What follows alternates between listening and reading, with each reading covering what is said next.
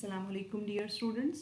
Today is our lecture number 8. Lecture number 8 में आज हम discovery of noble gases start करेंगे.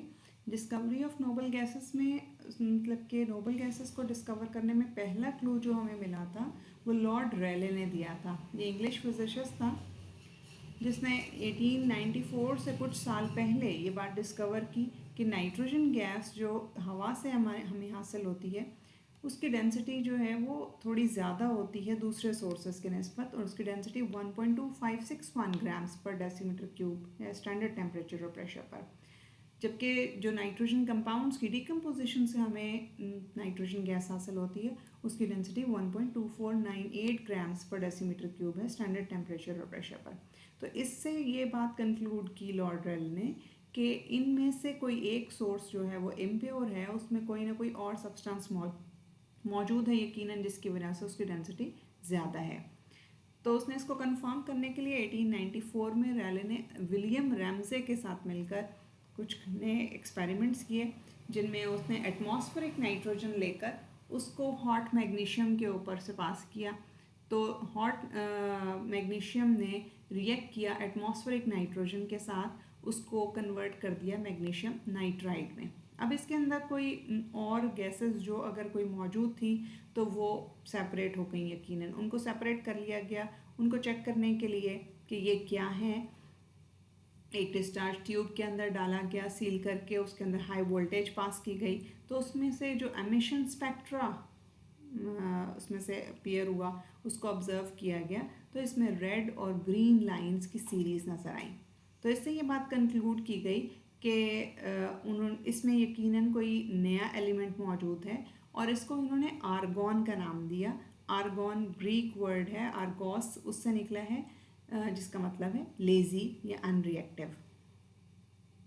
तो इसके बाद हीलियम की बारी आती है कि हीलियम डिस्कवर तो पहले हो गया था, मतलब कि बहुत साल पहले ये ऑब्ज़र्व किया गया था. सन के स्पेक्ट्रम के अंदर कुछ नई लाइंस अपीयर हुई थी जिसको उन्होंने हीलियम का नाम दिया था, लेकिन इसको प्रॉपर तरीके से मतलब कि अनाउंस करने के लिए हमें मतलब कि कुछ और इसके प्रूफ्स चाहिए थे कि ज़मीन पर भी ये कहीं मौजूद हो. तो हीलियम जो है इसका नाम वो हीलियोस से रखा गया, ग्रीक वर्ड हीलियोस मीनिंग सन. तो रैमजे और पर थियोडर क्लेव ने 1895 में अलग अलग काम करते हुए ये बात अनाउंस की कि ये ज़मीन के ऊपर भी मिनरल क्लेवाइट या यूरेनियम के ओर के अंदर मौजूद होता है. इसका आइडेंटिफाई कर लिया गया था स्पेक्ट्रम उसके अंदर कि बिल्कुल सिमिलर था, तो इसलिए इसको अनाउंस कर दिया गया कि ये हीलियम ही है. अब जो हमारे पास आर्गॉन आई थी गैस जो रेले ने और विलियम रैमजे ने मिलकर डिस्कवर की थी, तो उसी के ऊपर मज़ीद काम कर रहे थे ये साइंटिस्ट रैमजे और ट्रेवर्स. 1898 में इन्होंने लिक्विड फॉर्म में इसको कन्वर्ट करके इसकी रिफ्रैक्शनेशन की.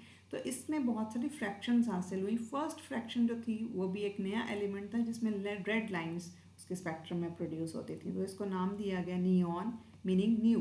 जो दूसरी फ्रैक्शन जिससे हासिल हुई उनमें एक थी क्रिप्टॉन जो कि ग्रीन लाइंस दे रही थी, स्पेक्ट्रल लाइंस दे रही थी, तो इसका नाम क्रिप्टॉन रख दिया गया मीनिंग हिडन.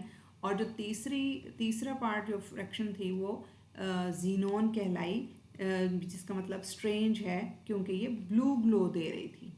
ठीक है, तो इस तरह हीलियम, क्रिप्टॉन और जीनोन आर्गॉन के साथ साथ मौजूद थी.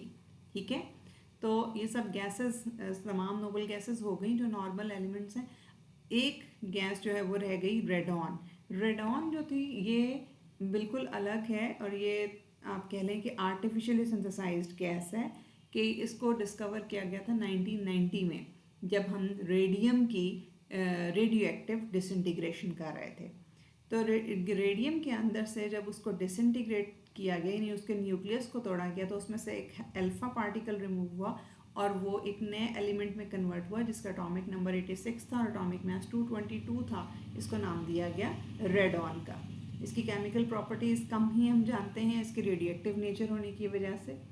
तो ये था डिस्कवरी ऑफ नोबल गैसेस के मुतालिक. ये शॉर्ट क्वेश्चन भी आ जाता है और बाज़ औक़ात लॉन्ग क्वेश्चन का एक पार्ट के तौर पर आ जाता है, तो आपने इसको तैयार कर लेना है. नेक्स्ट लेक्चर में जल्द ही अपलोड करूँगी about isolation of noble gases.